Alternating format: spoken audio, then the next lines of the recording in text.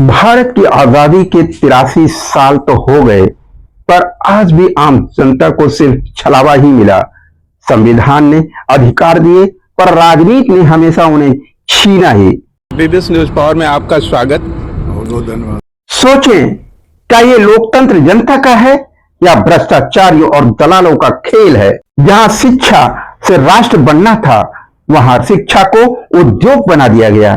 जहां किसान को सम्मान मिलना था, वहां खाद और पानी तक में लूट कर ली गई। और जहां बेटियां सुरक्षित होनी चाहिए थी, वहीं दबंगई से उनके घरों पर ताले जड़ दिए गए। ऐसा क्यों? तो आपने अपना कीमती समय निकाला, इसके लिए आभार और स्वागत। बहुत बहुत धन्यवाद। अब वक्त आ गया है, जनता को चुनना होगा न्याय मित्र राजनीति या भ्रष्टाचार मित्र राजनीति। इन सारे मुद्दों पर आज की पॉडकास्ट के हीरो, आज की पॉडकास्ट के महानायक आदरणीय जिला अध्यक्ष हवलदार यादव समाजवादी पार्टी की बातें सुनिए, क्योंकि सिर्फ यही यहां सच बोलने की हिम्मत है।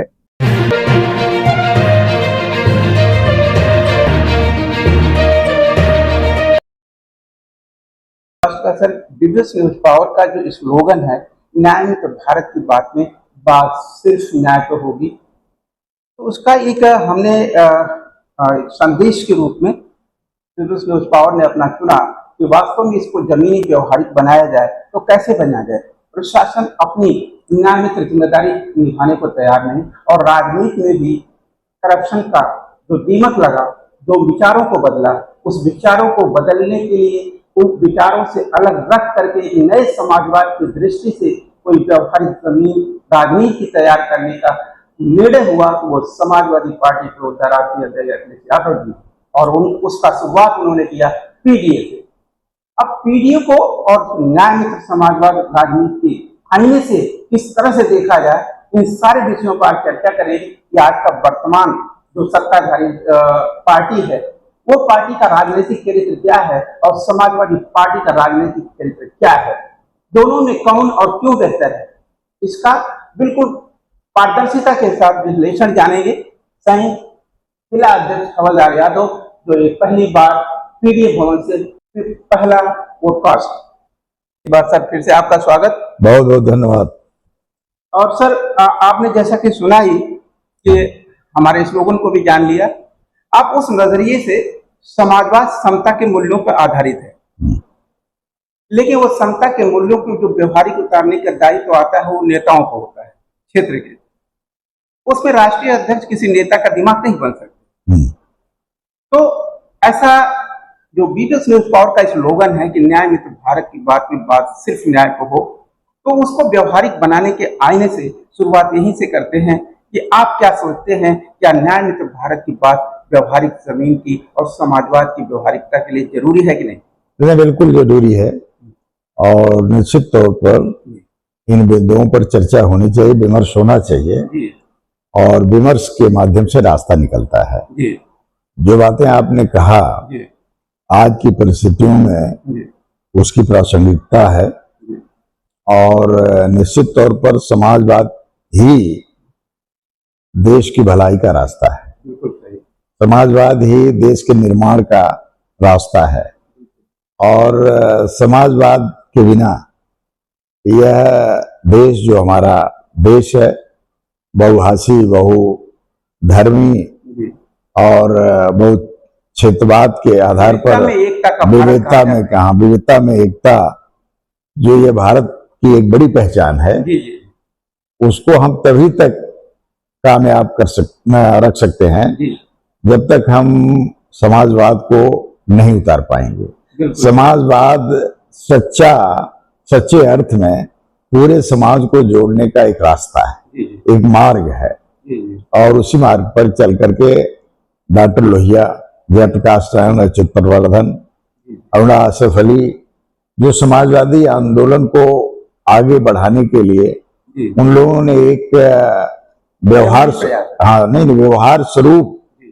एक सिद्धांत दिया, और उस सिद्धांत के आधार पर समाजवादी आंदोलन को आगे बढ़ाने का प्रयास किया, और उस आंदोलन को हमारे नेता, हम सबके संरक्षक रहे जी स्वर्गीय मुलायम सिंह यादव जी ने पूरी तरह से जमीन पर उतारने का काम किया। जी वर्तमान समय में जो परिस्थितियां हैं, उन परिस्थितियों में जो समाजवादी पार्टी के राष्ट्रीय अध्यक्ष अखिलेश यादव जी हैं, वह डॉक्टर लोहिया, जयप्रकाश नारायण, डॉक्टर अम्बेडकर साहब, जी जिन्होंने देश को चलाने के लिए एक बड़ा संविधान दिया, एक व्यवस्था दिया, और माननीय नेताजी और मान्यवर कांशीराम साहब को सामाजिक सुधार के रूप में जब तक उनका नाम नहीं जोड़ा जाएगा तब तक यह चर्चा पूरी नहीं होगी। जी जी वह किसी पार्टी के नेता नहीं रहे बल्कि सामाजिक सुधार के अग्रदूत रहे कांशीराम साहब। बिल्कुल सही बात और निश्चित तौर पर इन महापुरुषों जी की पूरी विचारधारा, पूरे विमर्श को अखिलेश यादव ने समझकर पीडीए की अवधारणा को हमारे बीच में लाने का काम किया है। और आज पीडीए की जो अवधारणा है वो संपूर्ण समाज के लिए, गरीब, पीड़ित, पिछड़े, दलित, मुसलमान, अल्पसंख्यक, हर वर्ग के लोगों के लिए उन्होंने इस अवधारणा को जमीन पर लाने का काम किया। आज सब वर्ग के लोग पीड़ित हैं, बिल्कुल सही बात। चाहे अगले वर्ग का गरीब तबका भी हो जो बेरोजगारी की मार से परेशान है, महंगाई की मार से परेशान है, तमाम समस्याएं उसके सामने हैं जिसके कारण वो भी परेशान है। आज जो पीडीए है, पीडीए के लोगों को सदियों से शोषित किया गया है, उनका शोषण किया गया है, और अब भी इस सरकार में यह प्रयास हो रहा है कि हम पुराने समय को फिर लाने का प्रयास करें, जो समय पहले धर्म के नाम पर हमारे ऊपर वो अंकुश लगाने का काम किया था। हमको पढ़ाई, हमारी सामाजिक कुरीतियां नहीं बल्कि सामाजिक तौर पर वह हम लोगों को समाज में आगे बढ़ने का जो अवसर था उसको बंद करने का प्रयास उन लोगों ने किया था। और यह आजादी की हमारी सबसे बड़ी उपलब्धि है कि पहले तो जिस तरह का धर्म रहा, बीच में गौतम बुद्ध जी आए, उसमें धर्म के आधार पर जो कुरीतियां थी, पाखंड थे, ढोंग थे, उनके बारे में उन्होंने अध्ययन किया और उस पर खोज किया। उन्होंने इस बात को माना कि सामाजिक न्याय के क्षेत्र में धर्म और ढोंग पाखंड सबसे बड़े रोड़े हैं। तो इन रोड़ों को खत्म करने के लिए उन्होंने काम किया और उसको भारी सफलता मिली। और मैं याद करना चाहूंगा सम्राट अशोक जी को और उनके पूरे जो उनके बाद के राजा हुए, उनके परिवार के लोग, उन लोगों ने इस देश में एक समता और समानता, बंधुत्व का एक नया आयाम प्रस्तुत किया और उसमें देश आगे बढ़ा। लेकिन पुनः वो ब्राह्मणवादी ताकतें, वो मनुवादी ताकतें जो 10% की तादाद में उन लोगों को, जो लोग पीडीए के लोगों का शोषण करके अपनी सुख सुविधा के लिए काम करते रहे, उन लोगों ने पुनः उस व्यवस्था पे आक्रमण किया। क्योंकि गौतम बुद्ध का पहला सिद्धांत था अहिंसा, सत्य में जयते और अहिंसा परमो धर्म। और उसके कारण वह जो इन लोगों ने उनके ऊपर जो आक्रमण किया, बौद्धों के ऊपर आक्रमण किया, वह अहिंसा का जवाब हिंसा से नहीं देना चाहते थे। वह अहिंसा के पुजारी होने के नाते उन लोगों को देश छोड़ करके जाना पड़ा। इसके बाद पुनः ब्राह्मणवाद ने अपना स्वरूप फैलाया और उसमें वो कामयाब रहे।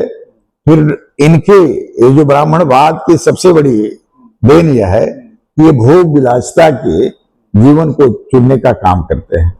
और जब इस देश में ये भोग विलासिता के आधार पर जनता का शोषण, जनता कमाती थी, किसान कमाता था, मजदूर कमाता था, उनकी कमाई के ऊपर ये भोग विलासिता का जीवन व्यतीत करते थे। उसके बीच में जो यह मुगल पीरियड आया, यह आपस के राजाओं की लड़ाई का फायदा उठाया, या ये कहिए कि इनकी लड़ाई के कारण ही हुआ। बाबर को यहाँ लाने का काम राणा सांगा ने किया। ये सब लोग जानते हैं, इब्राहिम लोदी को हराने के लिए राणा सांगा ने बाबर को बुलाया था, और बाबर मात्र 600 सैनिकों के साथ इस देश में आया था। लेकिन जब वह इब्राहिम लोदी को हराकर राजसत्ता काबिज किया, और फिर इसके बाद वो अपना विस्तार करता गया, और फिर इसके बाद यहाँ पर मुगलों का राज कायम हो गया। और मुगलों के राज कायम होने में सबसे बड़ी भूमिका उस समय के जमींदारों की रही और ब्राह्मणवादी व्यवस्था की रही। वह लोग उनके सामने सरेंडर करते गए, क्योंकि वह लोग लड़ाई में, संघर्ष में, उनके पास कोई विचार विमर्श का माध्यम नहीं था। केवल भोग विलासिता का जीवन उनके लिए आवश्यक था। वह जनता की भलाई के लिए उनके पास कोई सिद्धांत नहीं था, कोई विचार नहीं था, जिसके कारण यहाँ पर पुनः मुगल भी भोग विलासिता में व्यस्त हो गए, और वह जो पहले हमारे राजे रजवाड़े थे वो भी भोग विलासिता में व्यस्त हो गए। अंग्रेज आए यहाँ पर व्यापार करने के बहाने। अंग्रेजों ने इन लोगों की कमजोर नसों को पकड़ करके, भोग विलासी नसों को पकड़ करके, धन का किस तरह से यह लोग शोषण कर रहे हैं, धन किस तरह से आम जनता का शोषण करके यह लोग अर्जित कर रहे हैं, उस चीज को उन्होंने देखा। और सबसे बड़ी बात, इस देश में जो ढोंग पाखंड, देवी देवता का जो स्वरूप था, उन्होंने कहा कि यदि इस देश में राज करना आसान है, और उस आधार पर उन्होंने इस देश पे राज करना शुरू किया। जब अंग्रेज अपना राज विस्तार कर रहे थे, इस देश की संपदा को लूट रहे थे, इस देश के श्रम को लूट रहे थे, इस देश के जो किसान थे उनको लूटने का काम कर रहे थे, तो निश्चित तौर पर तब बगावत नौजवानों में आई, लोगों में, हमारे देश के जो कर्णधार थे उन लोगों के मन में विचार हुआ कि हमारे देश में एक बाहरी राज करके हमारी संपदा लूट करके अपने देश में ले जा रहा है। इसके बाद जो संघर्ष का स्वरूप बना, उसके कारण हम लोग आजाद हुए। जी सर, हमें आजादी तो मिली, आजाद भारत मिल गया, लेकिन स्वराज गांव के गलियों तक नहीं पहुंचा, घर के दरवाजे पर नहीं डिलीवर हुआ। उसमें 78 साल लग गए। 42 में आपने भारत छोड़ो आंदोलन शुरू किया। कुल मिलाकर के देखा जाए तो 8-8-5-13 यानी 83 साल लग गए, और 83 साल में बहुत सारे परिवर्तन देखा, राजनीतिक और सामाजिक। लेकिन आम आदमी के लिए न्याय उसके घर के दरवाजे पर पहुंचे, इसकी गारंटी नहीं हो पाई। आप इसे किस नजरिए से देखना चाहेंगे? देखिए, डॉक्टर अम्बेडकर साहब ने कहा था कि संविधान तो बन गया, और संविधान में उन्होंने आदमी के जीवन संबंधित जितनी भी आवश्यकताएं थी कि आदमी किस तरह से कानून का पालन करेगा, उसके अधिकार क्या होंगे, उसको चाहिए क्या, उन्होंने पूरे संविधान में वर्णित किया। आप सपोज कि जैसे उन्होंने पिछड़ों को न्याय दिलाने के लिए अनुच्छेद की धारा 340 में ये प्रावधान किया कि जो सामाजिक आर्थिक रूप से पिछड़े लोग हैं उनको आरक्षण का लाभ दे करके उनको आगे आने का अवसर दिया जाए। 341 में एससी के लिए, अनुसूचित जाति के लिए उसी तरह का प्रावधान, और 342 जो धारा अनुच्छेद है वह एसटी के लिए उसी तरह का प्रावधान उन्होंने कि सामाजिक शैक्षिक रूप से जो पिछड़े लोग हैं, आर्थिक रूप से जो लोग पिछड़े लोग हैं, उनको समाज की मुख्यधारा में लाने के लिए उनको विशेष अवसर देना पड़ेगा। तो इस सिद्धांत के आधार पर हमारा देश चला, लेकिन पूर्णता के साथ नहीं चला। जैसे धारा 340 का जो काम करना चाहिए था, तत्कालीन सरकारों ने नहीं किया। एससी का, एसटी का जो बना, लेकिन जो क्रियान्वयन करने की अथॉरिटीज थी, वह अथॉरिटीज अपने अधिकारों का दुरुपयोग करके, या कहिए अपने सामान्य वर्ग के लोगों को सुरक्षित रखते हुए जी, उनके लिए कानून बनाने का काम किया। वो अपने लिए सुरक्षित समाधान निकाल करके, जी, आप सपोज कर लीजिए कि आजादी के इतने सालों में आज भी जी, पूरे देश में आईएएस, आईपीएस या बड़े संपर्क जो हैं, इंजीनियर, डॉक्टर, आज भी जी, जो हमको अल्पसंख्यक कहता है, जो माइनॉरिटी को अल्पसंख्यक कहता है, जो दूसरे लोगों को कम आंकता है, वह लोग जी, जिनको हम सामान्य वर्ग कहते हैं, जी, उन्हीं लोगों की ज्यादा से ज्यादा तादाद है। जी, वही लोग आज सत्ता में मुख्य सचिव, प्रमुख सचिव, अन्य पदों पर बैठ करके समाज के लिए आर्थिक नीतियां बनाने का काम करते हैं, उनके लिए कानून बनाने का काम करते हैं, जिसके कारण जो गरीब के लिए कानून बनना चाहिए, जो पिछड़े दलित के लिए कानून बनना चाहिए, वह कानून नहीं बन पा रहा है। जी। केवल दिखावा है, मतलब सब कागजी हो गया ना। कागजी हो गया, एक दिखावा के रूप में हो गया। संविधान। और उसमें कुछ समय ऐसे आए, जी, जैसे 1977 में जी, एक जब बड़ा फैसला जनता ने लिया और जनता पार्टी के रूप में सरकार बनाने का फैसला लिया, लोगों की उम्मीदें बढ़ी जी, और उन उम्मीदों पर काम हो रहा था। उसी समय जी, जो ये पूंजीवादी व्यवस्था को ताकत देने वाली ताकत आरएसएस, जी, उस ताकत ने जी, वहां पर दोहरी राजनीति का का रास्ता अपनाया। एक तरफ वो संघी परिवार, दूसरी तरफ राजनीति में जनता पार्टी में शामिल होकर के वो जनता पार्टी को तोड़ने का प्रयास करने लगे। और जनता पार्टी जब टूट गई तो उस समय पुनः जब कांग्रेस सत्ता में आई तो निश्चित तौर पर वह भी उनके दायरे से निकल नहीं पाई।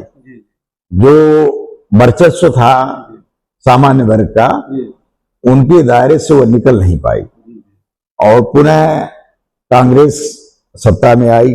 उन्होंने राजनीति किया और बीच बीच में ये आरएसएस के लोगों को, भारतीय जनता पार्टी के लोगों को, जो अपने लोगों को मदद करने का या इस व्यवस्था को, दोहरे चरित्र को स्थापित करने का, जनता में स्थापित करने का उनको अवसर मिल गया।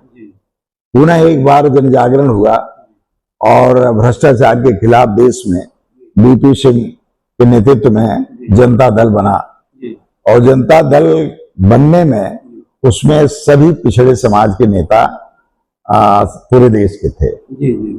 और वह निश्चित तौर पर एक नया रास्ता निकला था और नया रास्ता निकलने के बाद पुनः वह बातें भारतीय जनता पार्टी और खास करके आरएसएस, उनके संगठन ने उसको तोड़ने का काम किया।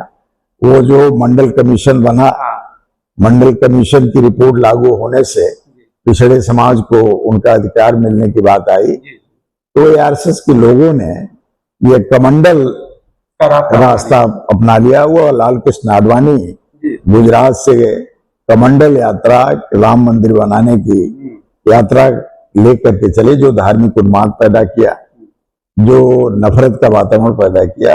उसकी वजह से फिर वह जो हमारा सिद्धांत था सामाजिक न्याय का, उसको चोट, समाज बनाने का, हाँ, वह उसको चोट पहुंची। गांधी जी का सपना था कि हम गांव से शहर की तरफ स्वराज की व्यवहारिक स्थापना करेंगे, हाँ, जिसमें घर पर डिलीवरी होगी न्याय की। हाँ, वो सपना तो बिल्कुल पीछे छोड़ दिया सर। इसीलिए आज हम 83 साल बाद जब इस विषय पर हम चर्चा कर रहे हैं, जब बहुत सारे मीडिया हाउसेस बहुत बड़े बड़े हैं, लेकिन कभी भी आपने 83 सालों में अपने, हम लोग 45 साल का इतिहास देखें तो कभी भी मीडिया हाउसेस इन चीजों को कि न्याय मित्र राजनीति भी जिस पर चर्चा होनी चाहिए, कभी इसे मुद्दा नहीं बनाया। नहीं बना।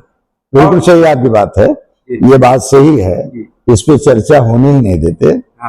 और मूल जो है, देखिए, धर्म और जाति, जिसको हमारे महापुरुषों ने, तमाम समाज सुधारकों ने इस लड़ाई को लड़ा, ज्योतिबा फुले साहब, और इसके बाद छत्रपति साहू जी महाराज, इसके बाद डॉक्टर अम्बेडकर साहब, डॉक्टर लोहिया, जयप्रकाश नारायण, जो समाजवादी विचारधारा को लेकर के आगे बढ़ने का काम किए। जी, जो चाहते समता समानता और बंधुत्व का भाईचारे का देश बने। और जब तक बंधुत्व भाईचारा और समानता नहीं आएगी तब तक हमारा देश विकास नहीं कर सकता। उस धारणा को बार बार आरएसएस ने अंदर रह करके हमको चोट पहुंचाने का काम मतलब किया, आस्तीन के सांप का काम किया, जिसके वजह से जो बातें आप कह रहे हैं कि जिस बात को महात्मा गांधी ने सोचा था कि एक ऐसा देश होगा, जिस बात को शहीद आजम भगत सिंह ने सोचा था कि एक ऐसा देश होगा जहां गैर बराबरी कम होगी, जहां पर छूत छूत की खाई पटेगी, जहां पर जाति संघर्ष खत्म होगा, जहां पर भाईचारा कायम होगा, जहां पर हमारा अपना कानून होगा और उस कानून के तहत हमको मौलिक अधिकार मिलेंगे। और वो मौलिक अधिकार हमारी पढ़ाई का होगा, वो मौलिक अधिकार हमारी चिकित्सा का होगा, वो मौलिक अधिकार हमको रोजगार देने का होगा, वो मौलिक अधिकार किस तरह से गांव के लोगों को सब सुविधाएं दे करके हम उनको समाज में बराबरी में लाने का काम करें, वो चीजें पीछे छूट गई। बिल्कुल सर, मैं यहीं पे एक चीज इसी से आप जोड़ना चाहूंगा आपकी बात कि जो हमारे पूर्वजों ने और तमाम विचारकों ने, ऐतिहासिक विचारकों ने एक शॉर्ट स्टोरीज के रूप में और एक शॉर्ट प्लेटफॉर्म तैयार किया, कहा कि न्याय सत्य और अहिंसा की कसौटी पर कसा हुआ बराबरी भाईचारा सहभागिता जो संवैधानिक डीएनए भी हमारे संविधान का है। बाबा साहेब शायद इसी सपने के साकार करने के लिए, इवन राजनीति में कई बार लोग कहते हैं साहब कि बाबा साहब ने डिग्रियां क्यों नहीं रखी। ये डिग्रियां इसीलिए नहीं रखी कि 78 सालों का ये राजनीतिक और प्रशासनिक प्रमाण है कि जितने भी तमाम डिग्रीधारी आईएएस आईपीएस बने, सेक्रेटरी बने, चाहे स्टेट में चाहे केंद्र में, सब ने भ्रष्टाचार की चरमोत्कर्ष की कहानी लिखी। तो शायद बाबा साहब ने सोचा कि हमारे गांव से, क्योंकि उस वक्त शिक्षा का हालात ठीक नहीं थे, तो उन्होंने सोचा कि एक ईमानदार व्यक्ति गांव का अशिक्षित ही होगा, लेकिन सत्य और न्याय के आईने से जब वो देखेगा तो कहेगा कि तुम गलत कर रहे हो। बस ये आवाज ही संविधान की आत्मा की सुरक्षा का कवच बन जाएगा। देखिए क्या आप यही सोचते हैं? मैंने देखिए समाजवाद की अवधारणा बड़ी अवधारणा है और उसकी दुनिया में जो कम्युनिस्ट आंदोलन चले वो भी समाजवाद के आधार पर ही चले। बिल्कुल, बुनियाद वही समता, समानता, बंधुत्व और आर्थिक समानता। राइट। लेकिन हिंदुस्तान की स्थिति ये थी, हिंदुस्तान में धर्म और जात ये एक बड़ा मुद्दा था और उस मुद्दे को समय समय पर जब ये मुद्दे खड़े करके जो आपके वैचारिक विमर्श थे कि हमको गरीब की मदद करना है, हमको लोगों को अवसर देना है, इन मुद्दों पर हम लोग इससे हटते नजर आए। उसका मूल कारण यह है कि पूंजीवाद जो होता है वो पूंजीवाद जो आपके हमारे के बीच के लोग भी हैं उनमें भी एक वर्ग पैदा कर देता है। राइट, बिल्कुल सही बात है। और वह जो वर्ग पैदा हुआ उसको डॉक्टर अम्बेडकर साहब ने कहा था कि संविधान लागू होने के बाद जो लोग संविधान के वजह से प्रमुख स्थानों पर जाएंगे, एमपी एमएलए बनेंगे, आईएएस पीसीएस बनेंगे, डॉक्टर इंजीनियर बनेंगे, वह लोग अपने हिस्से का 20% पे बैक टू सोसाइटी, जो लोग दबे कुचले लोग हैं, जिनको अवसर नहीं मिल पाया है, जो सदियों से शोषित हैं, उनको उठाने का काम करेंगे।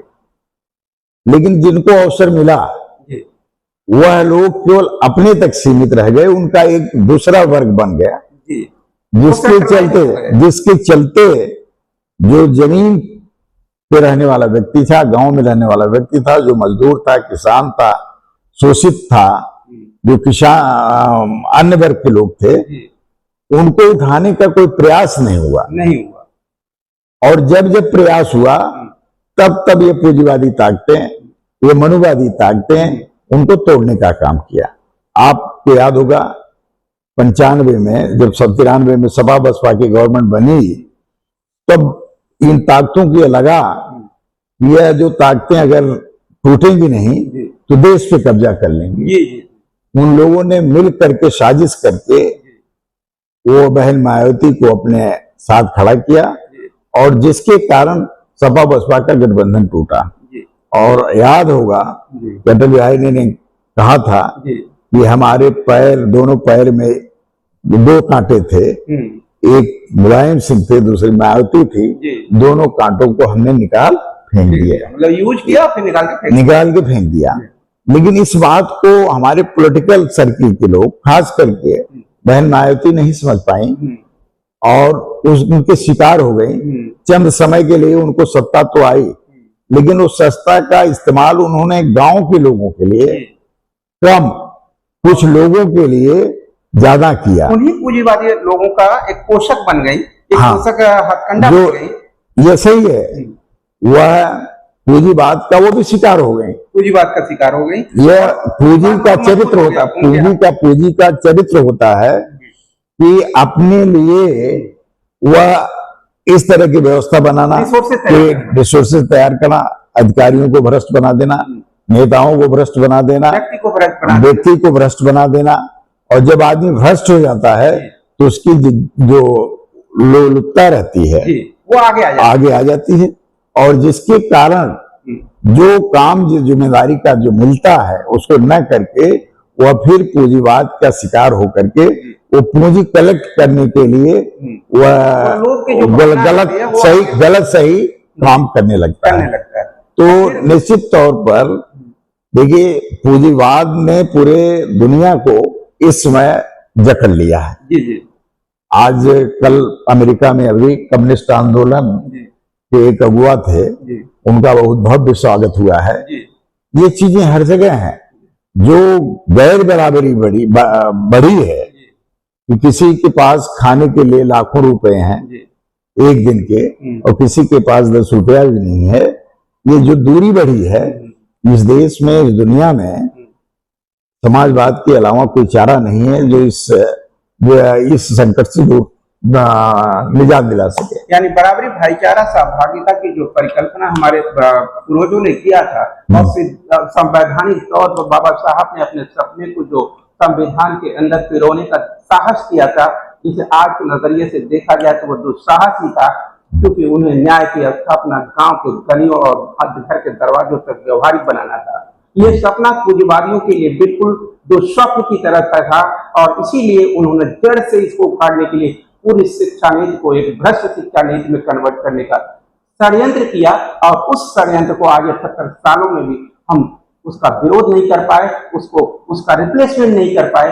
आज हम ये भी जानने की कोशिश करेंगे कि वास्तव में क्या समाजवाद के नजरिए से ये वर्तमान शिक्षा नीति का जो भ्रष्ट एजुकेशन कल्चर है उसको बदलने के लिए समाजवादी पार्टी सोचने और विचारने और एक नई भारतीय शिक्षा नीति को लाने का कदम उठाएगी क्या? बिल्कुल, ये प्रश्न आपका सही है, क्योंकि आपको याद होगा नेताजी मुलायम सिंह यादव जी जब इस प्रदेश के मुख्यमंत्री हुए तो हमारे गांव की जो पढ़ाई है, पहले हिंदी मीडियम से सामान्य तरीके से लोग पढ़ने जाते थे, पढ़ते थे। जब वह पढ़ करके आगे बढ़ने का प्रयास करते थे तो जो उस समय का वातावरण था, अंग्रेजी की अनिवार्यता, जिसके चलते तमाम लोग जो गांव के लोग थे वह कंपटीशन में नहीं आते थे। उन्होंने अंग्रेजी की अनिवार्यता को समाप्त किया, वह अंग्रेजी को ऐच्छिक विषय रखा, और इसके बाद गांव के लड़कों में पढ़ने की प्रवृत्ति बढ़ी और उसमें तमाम लड़के अधिकारी बने, अन्य वर्गों में गए। और फिर इसके बाद उन्होंने दूसरा रास्ता, उन्होंने ब्लॉक स्तर पर डिग्री कॉलेजेस खोलने के लिए, बालिकाओं के डिग्री कॉलेजेस खोलने के लिए, स्कूल खोलने के लिए व्यवस्था उन्होंने किया था। फिर उन्होंने व्यवस्था किया कि प्राथमिक शिक्षा को किस तरह से मजबूत बनाया जाए। उस समय सरकारी पब्लिक सेक्टर में सबको पढ़ा पाना मुश्किल था, तो नेताजी ने कहा कि ब्लॉक स्तर पर एक विद्यालय बच्चियों के लिए आवश्यक, और जो लोग भी स्कूल चला करके बच्चों को शिक्षित करना चाहते हैं उनको मान्यता देने का रास्ता सुगम उन्होंने बनाया, जिससे स्कूल खुले, स्कूल अब उन्होंने तमाम योजनाएं चलाई, जैसे कन्या विद्याधन।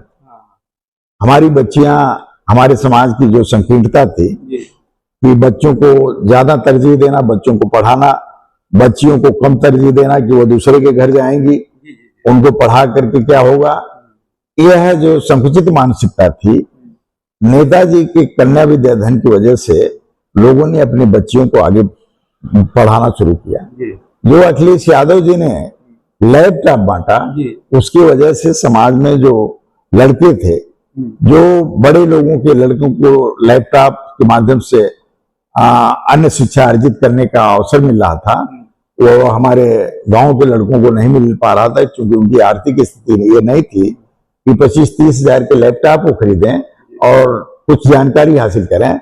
यह मुहैया उन्होंने कराया, लोगों में पढ़ने की एक ललक जगी और उन्होंने शिक्षा को एक सबके लिए एक सुगम बनाने का काम किया, क्योंकि बगैर शिक्षित समाज के हम अपने संकल्प को पूरा नहीं कर सकते, हम अपनी अवधारणा को पूरा नहीं कर सकते। आज शिक्षा महंगी की जा रही है।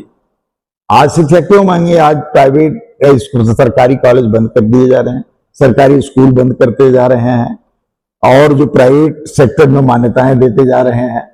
और इसलिए है कि प्राइवेट सेक्टर अब शिक्षा दिलाने का केंद्र नहीं रह गया, अब वो बिजनेस का केंद्र बन गया, जिसके वजह से आज की परिस्थिति में जो गरीब समाज के लोग हैं, किसान है, मजदूर का बेटा, अब शिक्षा अर्जित करने में उसको कठिनाई होगी, क्योंकि अभी जो नई शिक्षा नीति आई है उसके तहत कम से कम 10 गुना उसका रेट बढ़ा दिया गया, जिससे आम परिवार के लड़के अब शिक्षा अर्जित नहीं कर पाएंगे, बड़ी जगहों पर जा करके वो कंपटीशन नहीं कर पाएंगे, वो गांव में ही रह करके मजदूरी करने के लिए विवश होंगे। तो ये जो सरकार है, यह सरकार लोगों को शिक्षा से वंचित करना चाहती है।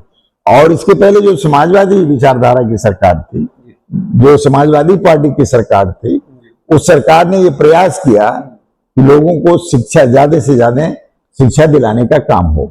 तो आज जो आवश्यकता है, अच्छी शिक्षा मिले, लोगों का आर्थिक स्थिति ठीक हो। आज नौकरी नहीं मिल रही है, आज बेरोजगारी के कारण लड़के अलग रास्ते चुन रहे हैं। आज जो अपराध का रास्ता है वह बेरोजगारी है। आज जो समाज में गैर बराबरी बढ़ती जा रही है, इससे अपराध और बढ़ेगा, हिंसा बढ़ रही है, हिंसा बढ़ रही है, प्रवृत्ति पैदा हो रही है। हाँ, लोगों के अंदर हिंसक प्रवृत्ति भी पैदा हो रही है। अभाव आदमी को बहुत खराब कर देता है, उनके मन के विचार को बदल देता है। और निश्चित तौर पर आज अशिक्षा, बेरोजगारी, महंगाई और ये तीनों चीजें इस हालत में है कि आम आदमी इससे बहुत दूर होता जा रहा है, जिसके कारण आने वाले दिनों में हमारे सामने बड़े संकट पैदा होंगे। नौजवान जब बेरोजगार, जब भूख के बगैर मरना शुरू होंगे, या अभाव में उनको दवा नहीं मिल पाएगी, अभाव में उनको कपड़े नहीं मिल पाएंगे, अभाव के चलते उनको सुविधाएं नहीं मिल पाएंगी, तो निश्चित तौर पर वो गलत रास्ता चुनेंगे। और वह गलत रास्ता चुनने के पीछे वो हिंसक होंगे। बिल्कुल। और अंत में परिणाम होगा, आज जो पूंजीवाद है पूरी तरह से दुनिया में जकड़ रखा है हमारा देश। इनके जब से भारतीय जनता पार्टी आई है, हम अमेरिका के पिछलग्गू हो गए, अमेरिका की तरह हम अपनी नीतियों को बनाने लगे। आज आउटसोर्सिंग की जो सर्विस है, आप चाहे वह विदेशी पैटर्न पर है, लेकिन विदेशी रिसोर्सेज के पैटर्न पर नहीं है। हाँ, रिसोर्सेज के पैटर्न, बात सही है। वो पहले रिसोर्सेज तैयार करते हैं, फिर अपने पैटर्न लाए। हमारे यहाँ रिसोर्सेज है नहीं, पैटर्न उनका है। अब जैसे आपका, तो देखिए अग्निवीर जैसी योजना चला करके ये देश को क्या संदेश देना चाहते हैं कि कोई चंद समय के लिए ही केवल काम पाएगा और फिर इसके बाद वो कहाँ जाएगा, उसके रास्ते क्या होंगे, उसके जीवन यापन की क्या स्थिति होगी। मैं एक सेकंड के लिए रोकना चाहूंगा सर, इसी बात को आगे बढ़ाते हुए, हमारी जो शिक्षा नीति थी और उसमें एक बात जोड़ी थी हमारे आदरणीय प्रधानमंत्री ने, मैं उसी बात को थोड़ा सा आपको पीछे ले जाऊंगा, फिर यहाँ पे आएंगे हम। बताइए। अग्निवीर का पर्पज वही है। तो उन्होंने बोला कि बेटी बचाओ और बेटी पढ़ाओ का नारा, हमने बीबीएस न्यूज पावर से सर फेसबुक से लेकर हर जगह ये लिखा कि बेटी बचाओ और बेटी पढ़ाओ का नारा एक असंवैधानिक स्टेटमेंट है। तो वास्तव में यदि बेटियों को बचाना है तो बेटियों को पढ़ाने और उनके बढ़ाने की गारंटी सुनिश्चित हो, तो हर माँ बाप अपने बेटे से पहले बेटी को पढ़ाना पसंद करेगा। तो उसमें बेटियों को बचाने की गारंटी अपने आप स्वयं समाहित है। यदि आप बेटी को पढ़ाने और उसके बढ़ाने की गारंटी सुनिश्चित कर दें कि 50% तो बेटियों को बचाने का अपने आप रास्ता हो जाएगा, क्योंकि उनको एक गारंटी रहेगी मेरा बेटा नौकरी पाए या ना पाए, बेटी जरूर पाएगी। और बेटी जब जरूर पाएगी तो सबसे पहले वो बेटी को पढ़ाने की कोशिश और बचाने की भी कोशिश। देखिए, ये भारतीय जनता पार्टी केवल जुमले करती है, काम नहीं करती है। वो मतलब व्यवहारिक जमीन पर सोचना ही नहीं चाहते। नहीं, वो जुमले करते हैं। ये क्यों जुमले के आधार पर, झूठ के आधार पर सब पर उन्होंने FIR दर्ज करा देते हैं थोड़ा। हाँ, नहीं, ये झूठ बोलकर इन लोगों ने देश को दिग्भ्रमित किया है। और झूठ बोलकर कि इन्होंने सत्ता हासिल करके यह जो पार्लियामेंट बनाया है, जो पार्लियामेंट चल रही है, वो निश्चित तौर पर वो पूंजीपतियों के लिए कानून बनाया जा रहा है कि किस तरह से वो हमारा गरीब का, किसान का शोषण करेंगे। आज टैक्स बढ़ते जा रहे हैं, हर चीजों पर टैक्स। जीएसटी को उन्होंने कहा कि 1 कंट्री 1 टैक्स और जीएसटी के रूप में लागू, लेकिन आज जीएसटी हमारे लिए सबसे खतरनाक साबित हो रही है। हर स्तर पे जीएसटी लागू हो रही है। आपने कहा कि सिंगल टैक्सेशन होगा, लेकिन क्या वास्तव में सिंगल टैक्सेशन होगा? क्या शायद भारत के किसी भी गली और मोहल्ले का कोई भी आम आदमी भी ये बात जानता है कि जीएसटी के नाम पर मल्टी टैक्सेस प्लानिंग और ज्यादा बढ़ गई और उसका शोषण सिर्फ आम आदमी और आम ट्रेडर्स हुआ। सब पूंजीपतियों को फायदा पहुंचाने के लिए एक शोषण का नया जुगाड़। अब देखिए, जीएसटी के बारे में गांव का आदमी क्या जानेगा? उसको तो जो दुकानदार देगा जितने मुद्रे लेगा, लेकिन उस पे दुकानदार तक आते आते जीएसटी कई रूप में ली जा रही है, जिससे वो सामान महंगा होता जा रहा है, वो आम आदमी की पहुंच से बाहर होता जा रहा है। जैसे इन्होंने एक लागू किया था कि काला धन लाने के लिए हम ये कौन सी योजना चलाए थे, जिसमें उन्होंने कहा था कि रुपया काला धन जमा कराया था, लेकिन वो काला धन जमा कराने के बाद भी क्या कारण है कि इस देश में अभी जो आप कहते थे इसके बाद ये काला धन जब आ जाएगा तो पैसा गरीबों में बटेगा, नोटबंदी वो गरीबों में बटेगा, क्यों नहीं है इस पर सफलता मिली? तो ये सब जुमले 15 लाख पहुंचा रहे हैं। ये सब जुमलेबाजी है, झूठ है। और निश्चित तौर पर भारतीय जनता पार्टी देश में पूंजीवाद को स्थापित करने में सबसे बड़ी मददगार है, उनके लिए काम करती है। उनके लिए आम जनता के लिए कोई रास्ता नहीं, कोई विमर्श नहीं। तो देखिए, किसी भी राष्ट्र के निर्माण की गर्भशाला कहा जाता है पूरी एजुकेशन इंडस्ट्री को। और दुनिया का कोई भी राष्ट्र, आप कोई भी इतिहास उठा के आज के वर्तमान में भी आप ढूंढेंगे, जितनी भी सबसे बड़ी महाशक्तियां जो पूरे इंटरनेशनल यूनिवर्स लेवल पर होती हैं, उनकी भी एजुकेशन पॉलिसी सबसे फर्स्ट प्रायोरिटी होती है। उनके पूरी फाइनेंस बजट का जो हिस्सा होता है, सबसे ज्यादा कहीं इंप्लीमेंट होता है तो वो एजुकेशन इंडस्ट्री को होता है। कारण एक वास्तव में वास्तविक एक राष्ट्र का निर्माण करना है तो उसकी अपनी जनता को, अपने नागरिक को सबसे सशक्त तभी बनाया जा सकता जब वो राष्ट्र की शिक्षा के नजरिए से एक सशक्त राष्ट्रवादी व्यक्तित्व पैदा हो, राष्ट्रवादी नागरिक पैदा हो। लेकिन दुर्भाग्य भारत की राजनीति में शिक्षा के अंदर भारतीय राष्ट्रवाद के नजरिए से एक भारतीय राष्ट्रवादी नागरिक पैदा करने की गर्भशाला यानी एजुकेशन इंडस्ट्री को राष्ट्रीय शिक्षा नीति में न्याय नागरिक निर्माण की शिक्षा नीति की कोई व्यवस्था आज तक न सोची गई, न समझी गई, न उसके लिए कोई कानून की कोई मांग किया और न ही वो बना। हम उम्मीद करते हैं, यदि हम बात समाजवाद की करते हैं तो समाजवाद के पूरे जिले आजमगढ़ जो समाजवाद की धरती के नाम से, क्रांतिकारी भूमि के नाम से जाना जाता, आज हम पीडीएफ जोन के अंदर बैठे हैं तो आदरणीय जिला अध्यक्ष से मैं एक प्रश्न जानना चाहूंगा कि जो न्याय मित्र नागरिक निर्माण की शिक्षा नीति होनी चाहिए थी, क्या वह आपको समाजवादी नजरिए से भी व्यवहारिक लगता है कि ट्रिपल एन यानी न्याय मित्र नागरिक निर्माण शिक्षा नीति किसी भी राष्ट्र की गौरवशाला की पहली कदम होता है? ना ये बात आपकी बिल्कुल सही है जी शिक्षा विकास की जननी है जी। और बगैर शिक्षा के बिना विचार आगे के भी तो कुछ हो नहीं सकता, बिना विचार शिक्षा शिक्षा के से ही कुछ आएगा। और जब आदमी शिक्षित हो जाएगा जी तो निश्चित तौर पर वो अपने अधिकार को ले लेगा जी और वो अपने अधिकार की बात करेगा। और शिक्षा में भी ये जो सांप्रदायिकता डाली जा रही है जी यह शिक्षा बड़ी खतरनाक होगी। जी जो भारतीय जनता पार्टी जो हमारे पहले के सिलेबस थे जी जिसमें धर्मनिरपेक्षता सामाजिकता समाजवाद और सब चीजों से ओतप्रोत थे, जी आज वो सिलेबस बदल दिए जा रहे हैं। वो सिलेबस पुराने जमाने के राजा महाराजाओं के राम रहीम के बारे में पढ़ाया जाएगा। आज दुनिया चांद पे जा रही है, मंगल पे जा रही है, सूर्य तक पहुंचने की बात कर रही है।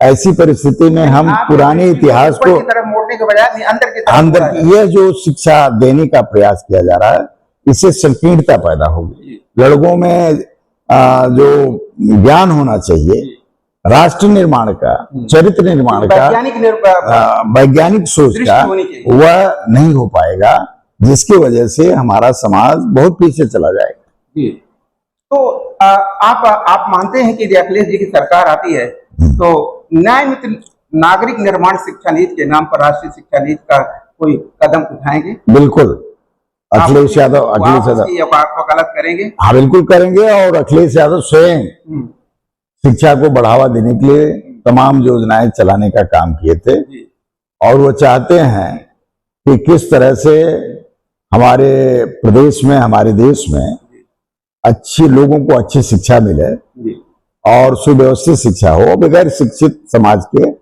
हम अच्छे समाज का अच्छे देश का निर्माण नहीं कर सकते। ये निश्चित तौर पर अखिलेश यादव के मन में विचार रहता है और वह करते भी। और इसीलिए आपको ध्यान होगा कि अखिलेश यादव ही एकमात्र ऐसे नेता हैं जो सिर्फ कंप्यूटर और सिर्फ लैपटॉप की बात नहीं करते, मोबाइल की बात नहीं करते, बल्कि उसके अंदर नए लेटेस्ट अपडेट टेक्नोलॉजी के साथ क्षमता के मूल्यों को व्यवहारिक जमीन को उतारने के प्रयासों को बेटी बचाओ नहीं बल्कि बेटी पढ़ाओ और बेटी बढ़ाओ की व्यवहारिकता जो आदरणीय नेताजी ने पहला कदम खुद उठाया था, जिसको संकीर्णता के साथ एक वर्तमान सत्ता और सरकार ने क्या किया, बेटी बचाओ और बेटी को पढ़ाओ की बात में सीमित कर उसे बेटी को पढ़ा करके शादी कर देने का रास्ता दिखा दिया, जबकि बेटी को पढ़ा करके सरकारी संस्थानों में नौकरियां सुनिश्चित करने का 50% की गारंटी वाला उनको आरक्षण की सुविधा की बात कभी नहीं की गई इस सरकार द्वारा। ऐसा क्यों? ये शायद ये उनके दोहरी शैक्षिक नीति का ही दुष्परिणाम है, क्योंकि बहुसंख्यक समाज की बेटियां यदि वो शिक्षित होगी और समर्थ भी होगी तो निश्चित रूप से उनके बेटे तो अपने आप समर्थ होंगे। और इसी भावना को, इसी व्यवहारिकता को रोकने के लिए क्या उन 5 साल वाली जो स्कीम लाई गई, क्योंकि फौजियों के बेटे IAS बनने लगे, फौजियों के बेटे DM और टीचर और अध्यापक बनने लगे, प्रोफेसर लेक्चरर बनने लगे, इसलिए फौजियों की नौकरियां कम करने और उनको टेम्परेरी नौकरी देने के नाम पर शायद ऐसा किया गया। क्या आप इस बात देखिए, टेम्परेरी नौकरी वो अमेरिका और दूसरे मुल्कों के जो विकसित मुल्क हैं जी, वो जहां टेक्नोलॉजी के आधार पर वह अपने रक्षा मामलों के मजबूत करते हैं, उसी तरह का हमारे देश में हमारे प्रधानमंत्री जी लाना चाहते हैं। लेकिन बात ये नहीं है।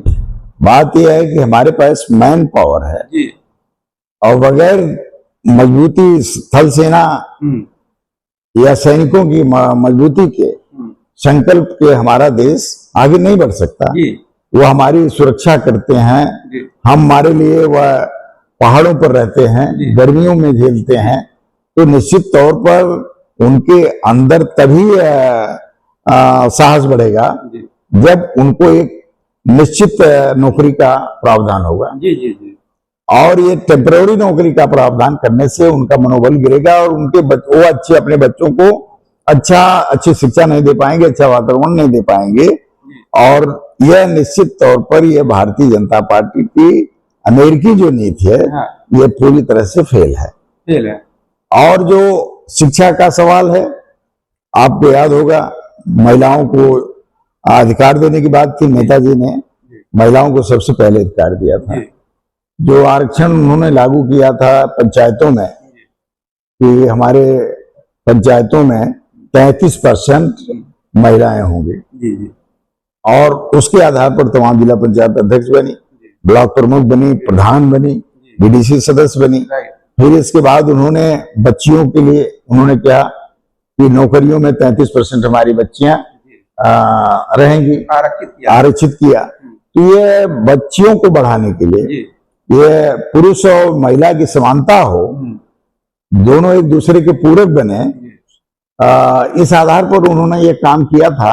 लेकिन भारतीय जनता पार्टी ने निश्चित तौर पर जो समाजवाद की एजुकेशन इंडस्ट्री को ही डिस्ट्रॉय करने के रास्ते पर, क्या आप ऐसा मानते हैं? हाँ ना, बिल्कुल भाई, किसी समाज का, किसी देश का एजुकेशन आप खत्म कर दो, शिक्षा को दोषपूर्ण बना दो, उस देश के नागरिक तो अच्छे नागरिक नहीं बन पाएंगे। अपने आप ही कि हिंसा का रास्ता ही एकमात्र विकल्प होगा। वो देश के नागरिक को जिनके पास रोजगार नहीं होगा और पढ़ने के लिए शिक्षा नहीं होगी, जब ये चेतना नहीं होगी, तो निश्चित रूप से एक पशु समाज का निर्माण निश्चित रूप से उस राष्ट्र के लिए सबसे बड़ा कलंक होगा। ये बिल्कुल सही है, आपने वो बात तो आपने बता दिया जी। और निश्चित तौर पर हमारी सरकार, माननीय अखिलेश यादव जी प्रदेश के मुख्यमंत्री बनेंगे। शिक्षा के क्षेत्र में व्यापक काम होगा, सबको शिक्षा अनिवार्य, और सभी लोगों को किस तरह से अच्छी शिक्षा दी जाए, इस पर काम होगा। हमारा मानना है सर, बिजनेस न्यूज पावर आज हम जिस टॉपिक के साथ लेके आए, उसमें हमने जो शब्द जोड़ा हमारे स्लोगन में भी है, हर घर से निकले न्याय मित्र, हर दरवाजे पर होगा न्याय मित्र, न्याय मित्रों की भारत में बात सिर्फ न्याय पर होगी। यह स्लोगन हम घर घर, गांव के अंदर पहुंचाना चाहते हैं। और ये चेतना क्या वास्तव में समाजवाद का हिस्सा नहीं है? बिल्कुल सही आपके न्याय मित्र का मतलब यह है कि एक राष्ट्रीय एकता, धर्मनिरपेक्षता, सामाजिक सद्भाव ही समाज को आगे बढ़ा सकता है। न्याय और धर्म का विद्वेष भी कम करेगा। तो ये चीजें बिल्कुल सही है, बिना इसके हम आगे नहीं बढ़ सकते। हम नफरत और के वातावरण से हम नहीं अगर निकले तो निश्चित तौर पर अच्छे समाज का निर्माण नहीं हो पाएगा। और नफरत, द्वेष, इसको खत्म करना ये समाजवाद की प्रथम आवश्यकता है, और उसको हम समय समय पर हमारे लोगों ने किया है, चाहे नेताजी रहे, चाहे अखिलेश यादव जी ने कहा, समाज को जोड़ने के लिए वो हमेशा उन्होंने काम किया है। ये है, देखिए, जिला अध्यक्ष समाजवादी पार्टी जिला हवलदार यादव जी अभी कल बहुत पूरा दिन व्यस्त रहे इसी सामाजिक न्याय के मुद्दों के लिए। आज हमने पॉडकास्ट के लिए किसी तरह बड़ी शिद्दत के साथ प्रयास किया, तो आज टाइम इन्होंने निकाला स्पेशली सामाजिक न्याय की व्यवहारिकता को जमीन को उतारने की वास्तविक कोशिश क्या हो सकती है। तो न्याय मित्र भारत की बात में बात सिर्फ न्याय की जमीनी हकीकत और जमीनी आवश्यकता की प्रतीकात्मकता, जमीन तक पहुंचना, हर गांव तक पहुंचना, हर गांव में न्याय पर चर्चा का एक सर्वांगीण व्यवस्था होना, उसमें समाजवादियों का योगदान कितना और क्यों होना चाहिए, ये संयुक्त जिला। देखिए, इस पे समाजवादी बराबर इस काम को करते हैं जी। और वो चाहते हैं समाज में समता, समानता, बंधुत्व, आर्थिक समानता बने, और इसके आधार पर हम समाज का निर्माण करके देश को आगे बढ़ाने का काम करें। देश तभी विकास कर सकेगा जब हम अच्छे चरित्र निर्माण का काम करेंगे, हम अच्छे शिक्षा देंगे, अच्छी सोच पैदा करेंगे। तो निश्चित तौर पर समाजवादी पार्टी का तो ये सिद्धांत ही है। अखिलेश जी इस चीज को बहुत ज्यादा डीपली प्रमोट भी करते हैं कि इस समाजवाद का मतलब है नैतिकता का रास्ता। हाँ, आदरणीय नेताजी भी इस बात को बार बार कहते थे, नीति नियति और नैतिकता ही राजनीति का रास्ता है। ये नेताजी की फिलॉसफी थी, एक तरह से बेसिक फिलॉसफी थी कि समाजवाद को समझना चाहते हो तो नीति नियति और नैतिकता को तुम्हें समझना पड़ेगा। ये बिल्कुल सही है। और समाजवाद के उसमें सबको बराबरी का अधिकार, सबको रोजगार देने का, आर्थिक समानता का, सामाजिक समानता का, ये सारी चीजें समाजवाद में निहित हैं। और इसको लाने के लिए समाजवादी पार्टी के राष्ट्रीय अध्यक्ष अखिलेश यादव जी कृत संकल्प है और उसी आधार पर इन्होंने पीडीए भवन ये बनाने का फैसला किया कि पिछड़ा, दलित, अल्पसंख्यक और अगड़ों में भी वो जो अन्याय से, बेरोजगारी से, महंगाई से त्रस्त है और उन्हें क्षमता के मूल्यों पर न्याय चाहिए, उन सब के लिए एक आवाज, ये पीडीए भवन उन सब की आवाज का आईना। क्या ये सही है? हाँ बिल्कुल, ये पीडीए भवन वैचारिक केंद्र बनेगा, विमर्श का केंद्र बनेगा और यहाँ से निश्चित तौर पर बहुत सी चीजों को हम लोग राय मशवरे करके, विमर्श करके हम समाजवाद को और सुदृढ़ बनाने का प्रयास करेंगे। यह पीडीए भवन के अंदर का पहला पॉडकास्ट है न्याय मित्र भारत की बात में। अब दूसरा पॉडकास्ट भी इसी पर जब भी सर के पास समय होगा और एक अलग विषय पर आपसे मिलेंगे और फिर उसके पूरा तीसरी आंख की तरह से करेंगे। धन्यवाद सर, आपका सहयोग चाहिए होगा। बिल्कुल के साथ एक छोटा सा सहयोग और एक छोटा सा प्रश्न कि हम फेसबुक पर एक चला रहे हैं प्रोग्राम और उसमें प्रोग्राम यही है, सारे जितने आईपीएस, क्योंकि भ्रष्टाचार जिस तरह से प्रशासन की जड़ों में दीमक की तरह प्रशासन को चाट गया है, उसकी नैतिकता को, उस नैतिकता के लिए हम जितने भी आईएएस आईपीएस हमारे ग्रुप से जुड़े हुए हैं, YSMS के 9000 लोग सब्सक्राइबर है वहां पर, तो उसमें बहुत बड़ा आईएएस आईपीएस का ग्रुप भी है। तो मैं उन सब से एक ही मांग करता हूं कि तुम्हारी जाति और तुम्हारा धर्म तुम्हारे टाइटल में नहीं होना चाहिए, तुम्हारे नाम के आगे न्याय मित्र लिखा होना चाहिए। यह शायद ही हमारी संवैधानिक और नैतिक व्यवस्था होनी चाहिए। क्या आप इस बात से सहमत हैं कि उनके जातियों के बजाय उनके अंदर आगे नाम के आगे टाइटल न्याय मित्र लिखी हो तो एक इम्प्रेसिव संदेश हो? हाँ, नहीं, यह लेकिन उनके लिखने से ही केवल नहीं, उनके अंदर वो विचारधारा पैदा हो और उसके आधार पर वो आचरण भी करें। जी। और जब आचरण करेंगे तो अपने आप जनता अप्रिशिएट करेगी, लोग अप्रिशिएट करेंगे, लोगों में जागरूकता बढ़ेगी और यह ऊपर से नीचे चलता है। इसमें ऊपर से नीचे वाला इंस्ट्रक्शन है, इसलिए हमारा मानना है कि उनको टाइटलों के पर प्रतिबंधित लगाया जाए और उनके नाम के आगे सिर्फ न्याय मित्र सब, ताकि वो उनको हर सुबह बोलने से पहले न्याय मित्र फला आईपीएस, न्याय मित्र डीएम, न्याय मित्र फला, तो उनको जब न्याय मित्र की अवधारणा पवित्र है जी। अब इसको अपने जहन में किस तरह से लोग उतारते हैं, किस तरह से उसको अपने आचरण में लेते हैं, ये सबसे बड़ी, ये पूंजीवाद जो है इसे खत्म करने का एक टूल हो सकती है। नहीं टूल हो सकती है, लेकिन पूंजीवाद ऐसे लोगों का निर्माण करता है जिनमें भोग विलासिता, सुख सुविधा ही बड़ी चीज होती है। जी। अब वो गौतम बुद्ध का जो रास्ता था, गौतम बुद्ध ने कहा था ना कि दुख है, दुख का कारण होगा और उसका निवारण होगा। बिल्कुल। तो उन्होंने दुख का कारण जो खोज किया, सत्य की खोज किया, उन्होंने कहा ये धन और भोग विलासिता ही दुख का कारण है। दुख का कारण है। तो असली कारण हमारे आपके दुख का, चाहे सामूहिक रूप से दुख का कारण, चाहे व्यक्तिगत रूप से दुख का कारण, यह जो समाज में जो लूट खसोट है, जो अपने भोग विलासिता का जीवन व्यतीत करने की सोच है, वो भी परेशान है और समाज को भी, अंतिम व्यक्ति को भी वो परेशानी में डाल रहे हैं। यह लोग ऐसे, अगर ये धारणा बदल दी जाए, इसको समाप्त कर दिया जाए, तो एक ऐसा समाज बनेगा जहां कहीं न पुलिस की जरूरत पड़ेगी, न कहीं कोई कानून की जरूरत पड़ेगी। हम सब लोग मिलकर एक दूसरे के सहयोग का काम करेंगे। यानी जो प्रकृति ने और हमारे संवैधानिक मूल्यों ने भी समाज के जो दो मूल्य और दो कार्य स्थापित किए, जो संवैधानिक दृष्टि से देखा जाए तो सिर्फ सहयोग और सेवा है। बिल्कुल। इसके अलावा कोई कार्य है? देखिए, हमारे देश में सबसे बड़ी विकट स्थिति है कि शिक्षा को लोग जो पढ़ लिया, बीए में कर लिया, उसको पढ़ा लिखा शिक्षित मान ले। शिक्षा के लिए हमको महापुरुषों को पढ़ना पड़ेगा, उनके सिद्धांतों को पढ़ना पड़ेगा। जो बिना डिग्रियों के ज्ञानी थे, बिना डिग्रियों को उन्होंने सामाजिक सुधार किया। जी ज्योतिबा फूले को ले लीजिए, जी, उन्होंने समाज में किस तरह से शोषण इंसान का होता है, कितनी प्रेरणा झेल दी। जानवर से बदतर स्थिति जी जीने पर आदमी मजबूर करता है। जी, उस बात को ले लीजिए, तमाम हमारे पेरियार साहब चाहे दूसरे तमाम महापुरुष रहे, जिन लोगों ने सामाजिक परिवर्तन के लिए अपना सर्वस्व न्यौछावर कर दिया। उसी कड़ी में छत्रपति साहू जी महाराज आते हैं, उसी कड़ी में डॉक्टर भीमराव अम्बेडकर साहब आते हैं, डॉक्टर लोहिया आते हैं। इन लोगों ने परिवार की चिंता नहीं किया।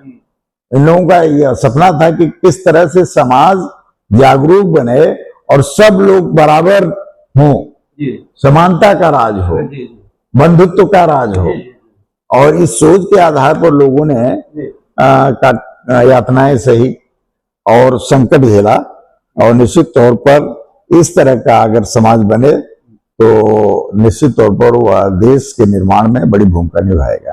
तो सर, हम इस बात को यहीं से खत्म करते हुए जो हमारा सामाजिक न्याय का जो स्लोगन है, हम चाहेंगे कि एक बार आप भी इस स्लोगन को पढ़ करके बताएं लोगों को कि आप इस चैनल के साथ थोड़ा सपोर्ट करिए।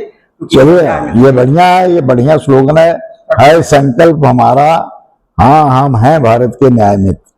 अगर ये भावना जन जन में पहुंचा दी जाए तो निश्चित तौर पर समाज अपने आप बन जाएगा, देश अपने आप बन जाएगा, सारे भ्रष्टाचार का दीमक अपने आप जड़ों से खत्म हो जाएगा। और दूसरा सर, ये स्लोगन जो उसको पूर्णता करता है, हम घर से निकले न्याय मित्र, हर घर से निकले न्याय मित्र, हर दरवाजे पर होगा न्याय मित्र, न्याय मित्रों के भारत में बस सिर्फ न्याय पर होगी।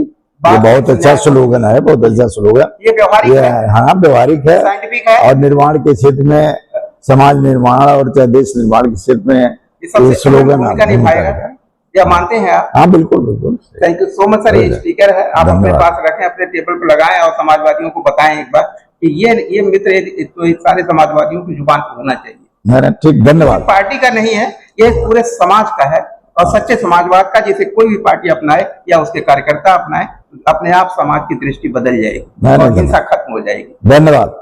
So much sir. Samajwadi party का आपने चरित्र रखा, उसके उम्मीदें रखी, उसके विश्वास को रखा, उसके कमिटमेंट को जमीनी हकीकत में बदलने का जो इन्होंने खुद एज ए जिलाध्यक्ष प्रतिज्ञा किया कि ये सारी बातें हम अपने राष्ट्रीय अध्यक्ष के माध्यम से जो हमारी सरकार और सत्ता आएगी निश्चित रूप से व्यवहारिक बनाने का संकल्प। इसके लिए आपका बहुत बहुत आभार। न्यूज़ पावर में आपका बहुत बहुत धन्यवाद।